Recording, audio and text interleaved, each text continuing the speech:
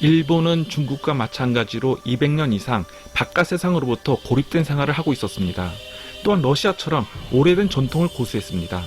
지주와 소작농의 땅이었으며 예법과 명예의 나라였습니다.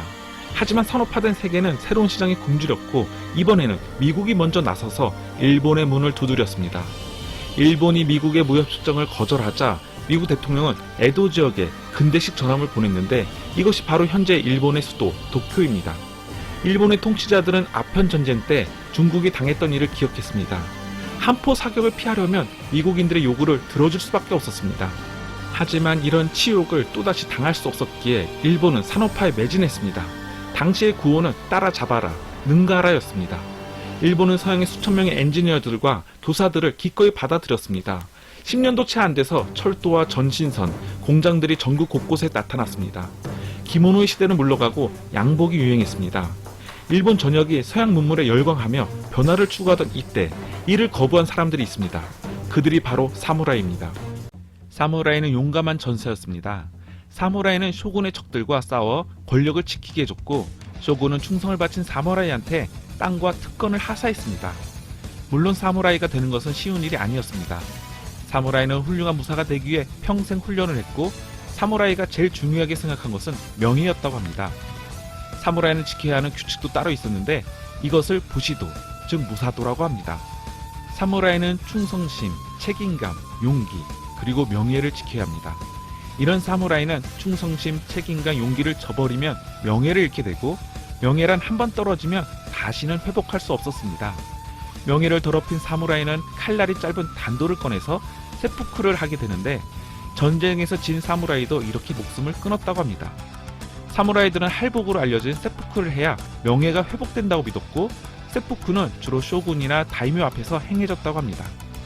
사무라이는 다양한 무기를 다룰 줄 알아야 했고 궁술은 말을 타고 달리면서 관역에 명중시킬 실력이 되어 있으며 물론 제일 중요한 무기는 칼이었습니다. 이 칼은 카타나, 즉 일본도라고 불렀는데 매우 날카롭고 아름답고 혼이 담겨 있었다고 합니다. 사무라이는 카타나를 쉽게 뽑지 않았습니다. 사무라이는 상대를 이기겠다는 마음이 들어야만 칼을 뽑았다고 합니다. 이 무사 계급은 수세기 동안 신분을 세습하며 권력을 장악하고 일본을 지배했습니다. 칼을 휴대하거나 군에 입대할 수 있는 유일한 계급이었고 세금 면제 혜택도 누렸습니다. 하지만 산업화된 일본의 새로운 세상에서 특권을 가진 중세의 무사는 불필요한 존재였습니다. 군대는 징집병들로 채워졌고 사무라이의 권리와 신분은 폐지되었습니다. 하지만 사무라이들은 자신들을 전통적 가치의 수호자들로 여겼습니다.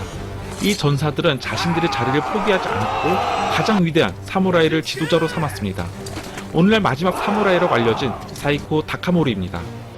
사이고는 무사 영웅으로 일본 전역에 알려진 인물이었습니다. 일본이 그와 그의 계급에 등을 돌리는 것은 배신행위였습니다.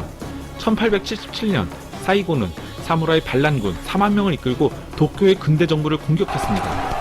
그리고 산업화에 힘입은 군대 유력을 맛보게 됩니다.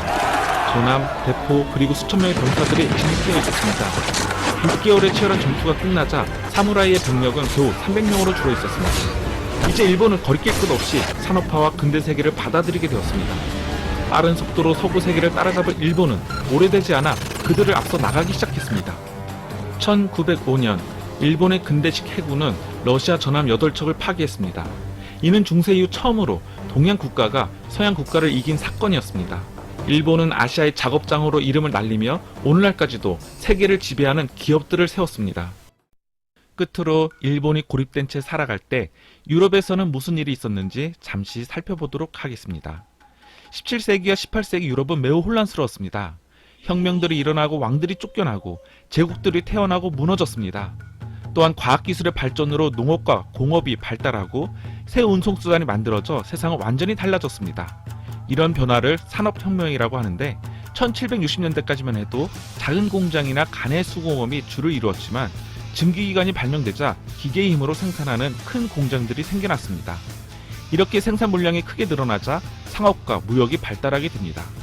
유럽에서 새로운 기계와 물건이 나타났을 때 일본은 700년 전과 똑같은 방법으로 똑같이 만들고 있었던 것입니다. 그러나 일본은 근대화 이후 매우 빠른 속도로 서양의 과학과 기술을 따라잡았으며 서구 열강들이 그러했듯이 그 힘으로 주변 나라를 침략하고 식민지화했으며 열강들과 전쟁을 벌이게 됩니다.